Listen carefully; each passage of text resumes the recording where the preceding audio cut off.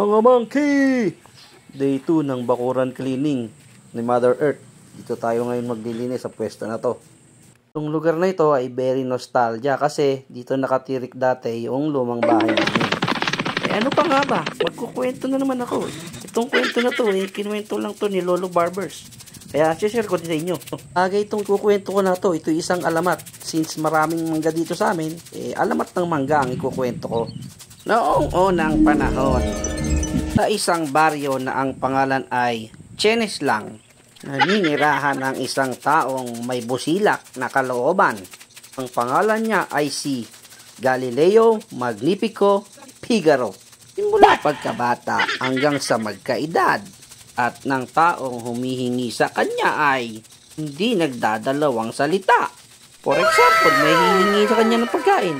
Kahit isusubo niya na lang, ay ibibigay niya pa rin yung pagkain.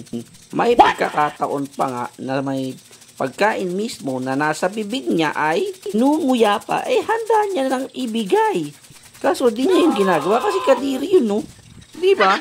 Kahit siya ay umidad na at pumiti na ang buhok, taglay pa rin ni Galileo Magnifico Figueroa ang kabusilakan ng puso.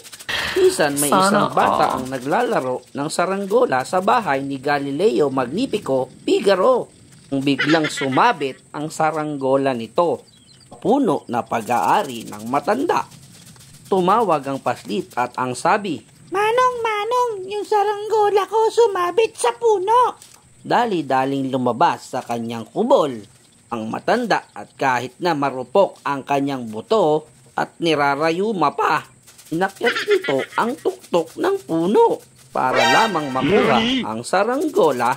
Subalit kahit mahina na nga ang kanyang kamay, tumulas ang pagkakakapit niya ng kamay niya sa sanga ng puno at siya ay nahulog. Sa kasamaang palad at dahil sa kanyang kabaitan, si Galileo Figaro Magnifico ay binawian ng buhay at kinuha ni Lord Ramos kasi isa siyang embalsamador. Kumalat ang balita sa buong lupain. Kaya nagkaroon ng General Assembly sa baryo Chenes lang upang mapag-usapan kung paano nila mabibigyang pugay si Galileo Figaro Magnifico. Sa kasagsagan ng General Assembly, napansin nila na ang puno kinabagsakan ng matanda ay biglang namunga ng prutas na hugis puso. Dahil dito, lumangha ang mga mamamayan. Ang isa sa kanila ay nagsuggest na ipangalan sa matanda ang puno, ang prutas na hugis puso.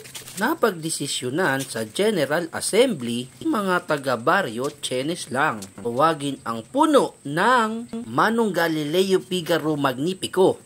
After 1 year, napagod sila sa kasasabi ng Manong Galileo Magnifico Figaro dahil sa sobrang haba nito.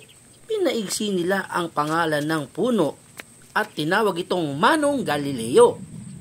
After uli ng 1 taon, nahabaan pa rin sila at muli nila itong pinaigsi at tinawag nila ang punong Manggali.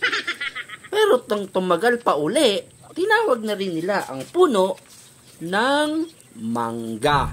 At yan ang alamat ng mangga. Ayan, pinausukan ko na nga ang mga punong mangga namin para mamunga na rin sila agad. Pero good na naman ako dito kay Mother Earth. Baka magpa-Jollibee ka na.